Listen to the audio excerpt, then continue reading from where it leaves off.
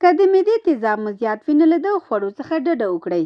د معدې تیزابیت یا د معدې سوځېدل یو عامه ناروغي ده چې له مرۍ بیا د معدې تر ښکتې برخې پورې دوام لري.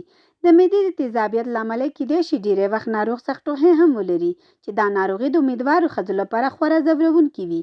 که چیرته د معدې تیزابیت ستونزه مو دوامداره وي نو ځینې داسې خوراکي توکي هم شته چې یاده شوې ستونزه حلوي، لکه بادام، کیلې، سره غوښه، شات، غلې او لوبیا. له دې سره داسې خوراکي توکي شته چې زموږ د معدې تیزابیت ستونزه ورسره زیاتېږي. نو راځئ چې دغه خوراکي توکي وپېژنو.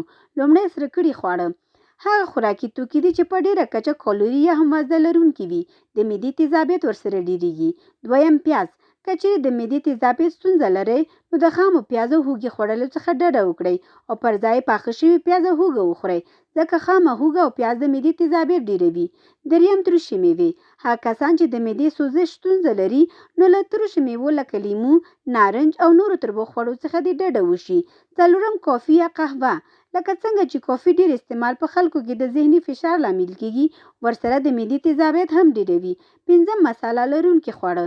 هغه خواړه دي چې ډېره مساله پکې وي د معدې سوخت لپاره بد تمامېږي، ځکه چې دغه ډول خواړه د هضم مرحله کمزوري کوي. څلورم، چاکلیټ. د چاکلیټ په جوړښت کې د کافین او تریبیوماین په نوم مادې شتون لري چې دا مادې د تیزابیت ستونزې زیاتوي. اووم، یخ څښاک. هغه کسان چې د معدې تیزابیت لري داسې ګمان کوي چې د یخ اوبو او نوشابو په څښلو سره د معدې سوخت ښه کېږي.